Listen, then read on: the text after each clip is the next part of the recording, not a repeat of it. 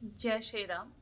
वेदांत ज्योतिष परिणमिता में आप सभी का स्वागत है। और आज मैं आपके लिए लेकर आई हूँ हमारा फिफ्थ हाउस। और फिफ्थ हाउस के साथ मैं आपके थर्ड हाउस की भी बात करूँगी। साथ में थोड़ा सा चर्चा थर्ड फोर्थ फिफ्थ आपस में तीनों के साथ मिलके करूँगी। सिक्स्थ हाउस की चर्चा मैंने क्यों करनी है, क्योंकि सिक्स्थ हाउस हमारा क्या है। सिक्स्थ हाउस हमारा इस समय का कर्जा और हमारा पूर्व जन्म का कर्जा है। आखिर हमें कैसे पता लगेगा कि हमने इस सृष्टि में जन्म क्यों लिया है, हम क्यों आए हैं इस समय।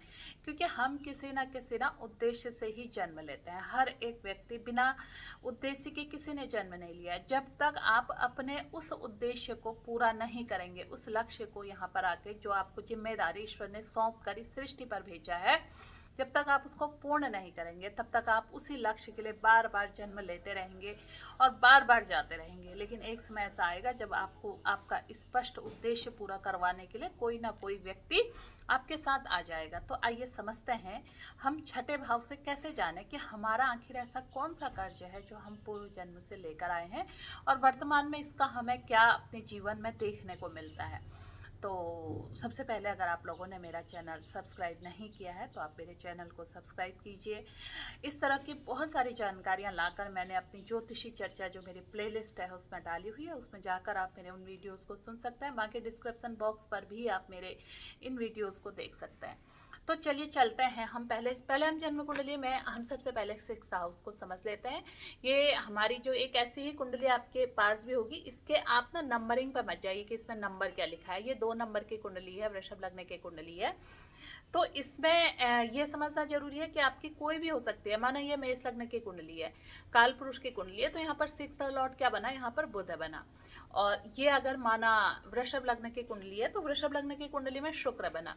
यही अगर हमारी वर्गो असेंडेंट होती तो वर्गो असेंडेंट में कौन सा बना, यहाँ पर को यहाँ पर बना है आपकी शनि की राशि बनी हुई है, यानी कि 11 नंबर। तो ये आपको बताते हैं आप इस जीवन में क्या लेकर आए हैं। देखिए क्या है कि हमारा जो एक तरह से कर्ज है ना, इस जीवन में हमने अपना घर बनाने के लिए कर्ज लिया है, अपना जमीन खरीदने के लिए लिया है, गाड़ी खरीदने के लिए। ये तो सब हमारे भौतिक जीवन के, इस जीवन के कर्ज हो गए। क्या आपको पता है कि आप ना उस जीवन के भी कुछ ना कुछ इस जीवन में कर्ज लेकर आए हैं।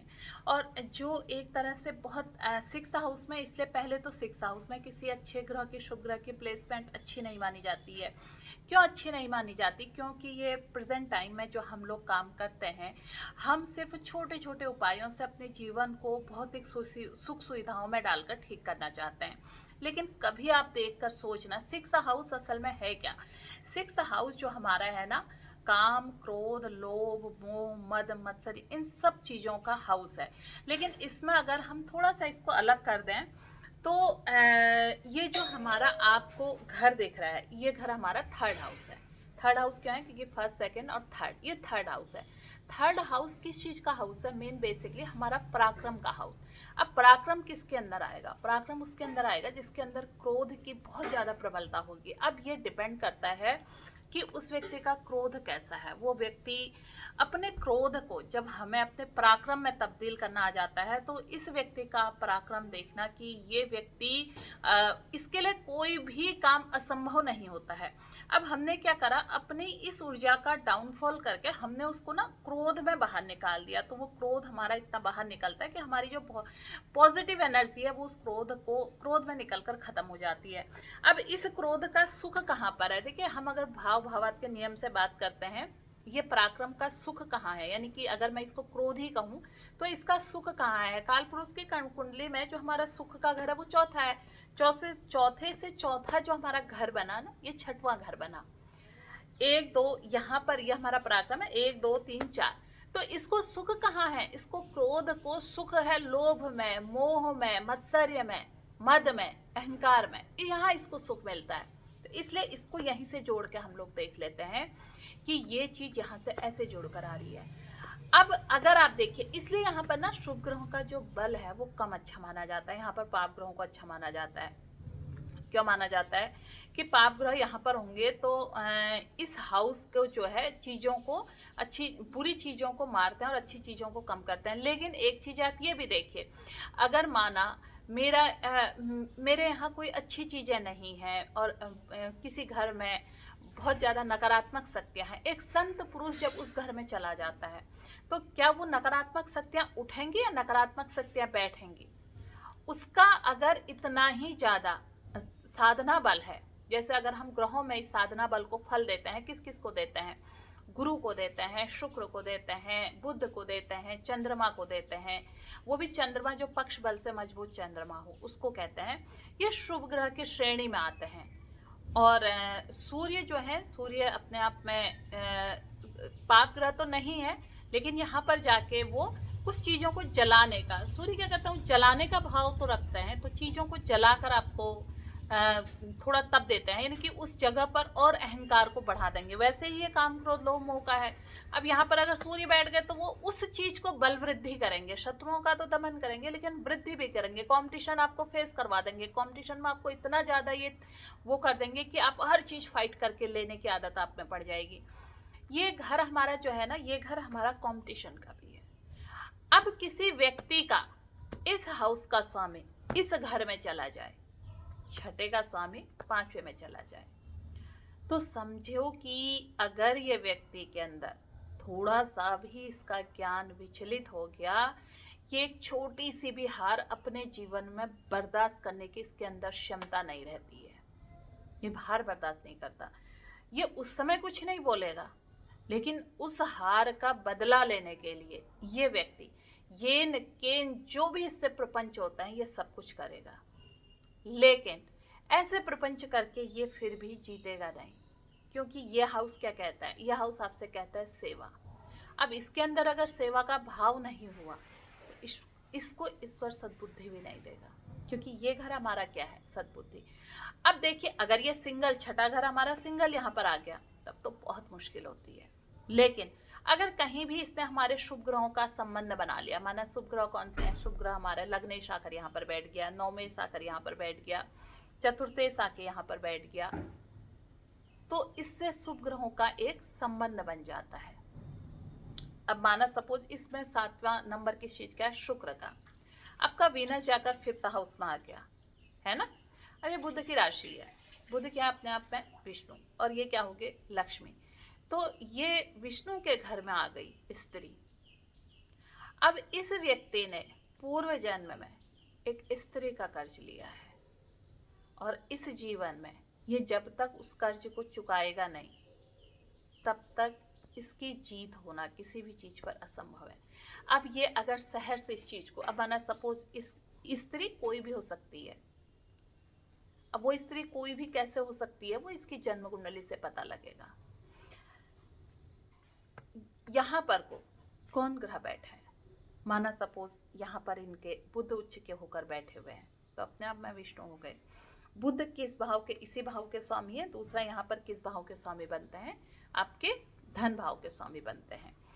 तो इस भाव और इस भाव का एक साथ आ जाना, साथ में जो लग्नेश और छठे भाव का स्वामी जो यहाँ पर एक साथ आ जाते हैं, तो इसने यहाँ पर जिस स्त्री का कर्ज लिया है, अगर ये उस कर्ज को पूरा करता है, अब ये कर्ज पूरा करवाने के लिए आप कहेंगे कि भाई हमें कैसे पता चलेगा कि हमने इसका कर्ज लिया, वो स्वयं ईश्वर, अगर आपके मन में चीज़ें सच्ची है ना कि मैं अपने सारे डेट जो है पूर्व जन्म के यहीं समाप्त कर जाऊं, तो ईश्वर किसी न किसी को माध्यम बनाकर आपके पास भेज देते हैं। अब माना अगर यही जो 6th हाउस का लॉर्ड आपका कहाँ बैठ गया, 11th हाउस में, तो आप एक समाज का कर्जा लेकर आए हैं। इस जीवन में किसका कर्ज लेकर आए हैं, समाज का कर्ज लेकर आए। अब ये हमारा बुद्धि का भी घर है। अब यहाँ पर आप क्या कहेंगे कि मैंने किसका कर्ज लिया है, यह हमारा प्रेम का घर भी है, हमारा संतान का घर भी है। तो आपने जो कर्ज लिया है, हो सकता है आपने किसी की बुद्धि का पूर्व जन्म में दुरुपयोग किया हो। इस जीवन में आपको जो स्त्री आपके जीवन में आएगी, बहुत बुद्धिमान स्त्री आपके जीवन में, आपके वही स्त्री आपके आगे की चीज़ों को ठीक कर दे और कर्ज उतारने में आपके लिए सहायक हो जाए। तो ये चीज़ है ना, हमें जब तक हमारा असल में ज्योतिष का हमारा हो गया, हमें ज्योतिष में ये चाहिए। अब यहाँ पर माना किसी का 5म भाव में केतु भी बना है। केतु क्या है, केतु हमारे जो कुल देवी देवता हैं, एक हमारी धर्म की ध्वजा है। अब मैं जिस कुल में पैदा हुई हूँ तो उस कुल की ध्वजा जो है मेरे हाथ में है। जो भी जिस कुल में पैदा हुआ है वो अपने कुल देवता की पूजा, आजकल क्या होता है हम अपने कुल देवता की पूजा तो करते नहीं, हम दूसरों की जगह पर भागते हैं। अब यहाँ पर अगर आपके कहीं से भी केतु आए हैं तो ये स्त्री आपके यहाँ आके या कोई स्त्री आपके घर में उस कुल देवता की पूजा करती है, या आप ये स्वयं ही स्त्री है, माना ये स्त्री की ही कुंडली है और स्त्री वृषभ लग्न की कुंडली है और स्वयं में स्त्री है, तो ये अपने अगर कुल देवता की पूजा करती है, अपने सारे रिचुअल्स को मानती है, अपनी परंपराओं को चल कर रहती है, अपनी परंपराओं का निर्वहन करती है, तो इसके जो डेड है ना यही समाप्त हो जाएंगे। तो आपके अंदर अहम को त्यागने का भाव, अहंकार को त्याग के उन सब चीज़ों को लेने का भाव होना चाहिए। किन चीज़ों को? सेवा, समर्पण। जिस दिन आप ये करना जान जाएंगे तो आपके कर्ज धीरे धीरे उतरने लग जाएंगे। फिर आप जिन चीज़ों की भी प्राप्ति करना चाहते हैं वो चीज़ आपको प्राप्त होने लगेगी। लेकिन इसके लिए पहले आपको अपने इंटरनल चीज़ों को ठीक करना पड़ता है, और इंटरनल का सबसे पहला कोर क्या है? सबसे पहला है आपके अंदर त्याग की भावना। जब तक अहम की भावना रहेगी तब तक आपको किसी भी चीज़ की प्राप्ति नहीं होगी। अहम के रहते हुए आप कोई भी कर्ज नहीं उतार सकते हैं, तो आप पूर्व जन्म का ही।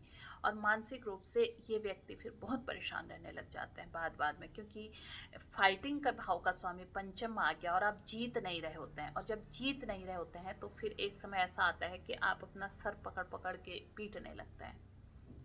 इसीलिए खुश रहने का जो हाउस है ना हमारा, वो भी 5th हाउस है, 5वां घर हमारा इंजॉयमेंट का भी घर है, क्योंकि यहाँ से ही प्रेम उत्पन्न होता है। और आप अगर आपको प्रेम मिले, प्रेम में कौन व्यक्ति खुश नहीं रहता है? जहाँ आप स्वार्थ को छोड़कर निस्वार्थ प्रेम से जुड़ जाते हैं, आप सेवा करते हैं, आप ईश्वर की सेवा करते हैं, आप किसी मंदिर में जाकर सेवा करते हैं, आप निरीह ऐसे लोगों की सेवा करते हैं जो खुद सक्षम नहीं है, तो उस प्रेम को हर कोई पाना चाहता है और उस प्रेम से बहुत कुछ चीज़ें ठीक हो जाती हैं। पर जब तक आपके मन में ये पर्दा पड़ा रहेगा, अहम का पर्दा पड़ा रहेगा, तो आपको वो चीज़ें ना नज़र नहीं आएंगी। इसलिए उठाइए अपनी जन्म कुंडली और मुझे कमेंट के माध्यम से लिखिए कि आपका जो 6th हाउस का लॉर्ड है आपकी जन्म कुंडली में वो कहाँ पर बैठा हुआ है। जैसे अगर ये हाउस है आपका, माना 6th लॉर्ड आपके 11th हाउस पर चला गया, मैं सीधे सीधे बता रही हूँ, तो आप अपने ना एक परिवार का कर्जा ले, आप समाज का कर्जा आपके ऊपर है, तो आपको 100% समाज की सेवा करनी ही करनी पड़ेगी, तब आप उस डेट से मुक्त हो पाएंगे। आपका ये लॉर्ड आपके 4th भाव में चला गया, तो आपकी जो अभी फैमिली है ना, आप अपने परिवार का कर्जा लेकर आए हैं। आपका ये लॉर्ड चलकर आपका 2nd हाउस पे चला गया, तो आप अपने होल कुटुंब में से किसी न किसी एक का कर्जा लेकर आए हैं, और वही आपका इस जीवन में आपको सामने टकरा जाएगा। तो आपको समझ में आ जाएगा कि भाई मैंने इसका पूर्व जन्म का ऐसा कौन सा कर्ज देना है।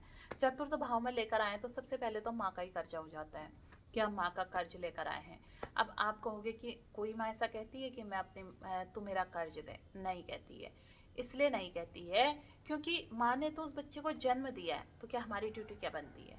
क्या हम अपने माँ को वो सब कुछ दे पा रहे हैं जो हमारी माँ सोच रही है? माँ ने सोचा और हमने पूर्ण कर दिया, क्या ऐसा हम कर पाते हैं? नहीं कर पाते हैं। अगर मैंने अपने माँ की एक ऐसी ख्वाहिश पूरी कर दी जिसके लिए मेरी माँ हमेशा जीवन भर सोचते रही, और मैंने उस ख्वाहिश को अपनी माँ के चरणों में अपना समर्पण करा, कहाँ? अपने माँ के चरणों में, तो ईश्वर आपकी कौन सी ऐसी चीज़ है जो पूरी नहीं कर सकता है? मुझे बताइए, है ना। अब आपने यहाँ आपका जो है 9वां भाव है, तो आप किसका कर्जा लेकर आए? आप अपने पिता और गुरु का कर्जा लेकर आए हैं। तो और अगर आपका 6ठे भाव का स्वामी 8वें में चला गया तो इसको विपरीत राजयोग भी कहते हैं। आप एक खोज, एक रहस्य, तंत्र, मंत्र, कोई जब आपने ऐसा किया था इस जीवन में, आप उसको जागृत कर सकते हैं। ये कर्ज होता है, उससे आप लोगों की सेवा कर सकते हैं। आपका ये 7म भाव में चला गया तो आप अपने जीवन साथी का कर्ज लेकर आए हैं। 6ठे भाव का स्वामी 7म में जाना है, यानी कि जीवन साथी का कर्ज लेकर आए हैं। तो ये हमारी जो एक ना, हमारे जो ऋषि मुनियों ने इस ज्योतिष को इतना खूबसूरत बनाया था, इतना अच्छा बनाया था, ये हमें मार्गदर्शन देता है। आप किसी चीज़ को डोनेट कर दे रहे हैं, आप कोई रत्न पहन ले रहे हैं, इससे थोड़ी देर की आपको मानसिक शांति मिल सकती है। आप किसी, कोई भी आज के डेट में किसी ज्योतिष के पास ये कहने के लिए नहीं जाता होगा कि मुझे मानसिक शांति नहीं मिल रही है, मुझे आध्यात्म की उन्नति नहीं मिल रही है। क्या चाहता है कोई ऐसे प्रश्नों को लेके? सारे के सारे लोग यही चीज़ों को लेकर जाते हैं कि मेरे को धन कैसे प्राप्त होगी, उसके बदले उन्हें क्या गंवाना पड़ा उन्हें नहीं पता। तो वो आपको क्या करेंगे, थोड़ी सी कोई पूजा करवा देंगे, थोड़ा ये करवा देंगे, उस चीज़ को भी बढ़ोतरी हो जाएगी। मैं ये नहीं कह रही उस चीज़ से आपके जीवन में बढ़ोतरी नहीं होगी, आपको धन भी आ जाएगा, सब कुछ आ जाएगा। क्या मानसिक शांति आएगी? कोई भी आपको मानसिक शांति नहीं दे सकता है। मानसिक शांति का मार्ग बताया जा सकता है, दिया नहीं जा सकता। और उस मार्ग में जब तक आपके कुल देवी देवताओं की, आपके पितरों की और आपके इष्ट की कृपा आप पर नहीं होगी, तब तक आप वो मार्ग पकड़ ही नहीं सकते हैं। मैंने कई लोगों को बहुत सारी चीज़ें बताई हैं, कुछ ही लोग पकड़ पाते हैं चीज़ों को, बाकियों को तो यही चाहिए कि हमारे उपाय भी अगर आप भी कर दो तो बहुत अच्छा रहेगा। खोलिए अपनी जन्म कुंडली, देखिए और मुझे बताइए कि आपका 6th लॉर्ड आपकी जन्म कुंडली में कहाँ बैठा है। और फिर मैं आपको बताऊंगी कि आप पूर्व जन्म में कौन सा कर्ज लेकर आए हैं और इस कर्ज को आप कैसे चुका सकते हैं। इस जन्म का तो कर्ज चुका ही देंगे आप। इस जन्म का कर्ज भी आप तब चुका पाएंगे जब आप उस जन्म के कर्ज को चुकाने का रास्ता ढूंढ लेंगे। बहुत जल्दी चुक जाएगा। और इस जन्म में आपके नए डेट भी आपके पास नहीं आएंगे। तो कैसा लगा आपको ये जानकारी सुनकर? ज्योतिष को मैं बिल्कुल एक आध्यात्म, ज्योतिष है ही आध्यात्म असल में। आप कभी रामचरितमानस पढ़िए ना, देखिए हर चीज का तोड़ आपको हमारे इतना बड़ा जो ग्रंथ है इसके अंदर मिल जाएगा। किसी ने अगर ढंग से एक बार रामचरितमानस पढ़ लेना, एक बार अच्छे से उसको समझ कर, आप यकीन मानिए आप कभी इन उपायों के पीछे नहीं भागेंगे, कभी नहीं। आप खुद सीख जाएंगे कि चीज़ें कैसे ठीक करनी है। तो एक चीज़ मैं सबसे कहूँगी, आपको अगर समय है, फुर्सत है, तो आप रामचरितमानस का मूल पाठ पर मैं जोर दे रही हूँ, उसका मूल पाठ अवश्य पढ़िएगा। आपके सारे दरवाजे खुल जाएंगे उसको पढ़ने के बाद। पूरी नहीं करनी है, उसके अंदर अपने आप को, उस चरित्र चित्रण को अपने अंदर उतार कर पढ़ना है, तभी समझ में आएगा, एक एक चीज समझ में आ जाएगी। फिर मिलती हूँ मैं आपसे एक नई वीडियो में, नए ग्रह और नए हाउस की चीजों को लेकर। हमारा ये जो जन्म हुआ है, हम इस धरा पर किस उद्देश्य से अवतरित हुए हैं, हमारा इस धरा पर आने का कोई ना कोई उद्देश्य अवश्य है। बिना उद्देश्य के किसी भी जीव का जन्म नहीं हुआ है। बस कोई समय रहते जग जाता है, कोई ऐसे ही जीवन गुजार देता है, फिर जन्म लेता है, फिर जन्म लेता है। तो आपको ये चीज़ जितनी जल्दी समझ में आ जाएगी, उतनी जल्दी आपको अपने जन्म लेने का उद्देश्य समझ में आ जाएगा। ठीक है, फिर मिलती हूँ मैं एक नई वीडियो में नई जानकारी के साथ। कमेंट कर कर अवश्य मुझे बताइएगा कि आपका जो ये 6th लॉर्ड है वो कहाँ है। ठीक है, और अभी तक आपने मेरा चैनल सब्सक्राइब नहीं किया है तो आप मेरे चैनल को सब्सक्राइब कीजिए, लाइक कीजिए, शेयर कीजिए। अच्छा लगा है तो मेरे प्लेलिस्ट पर जाकर मेरे अन्य वीडियो भी, आप ज्योतिषी चर्चा में सारे वीडियोस हैं, आप वहाँ जाकर सुन सकते हैं। नमस्कार, धन्यवाद।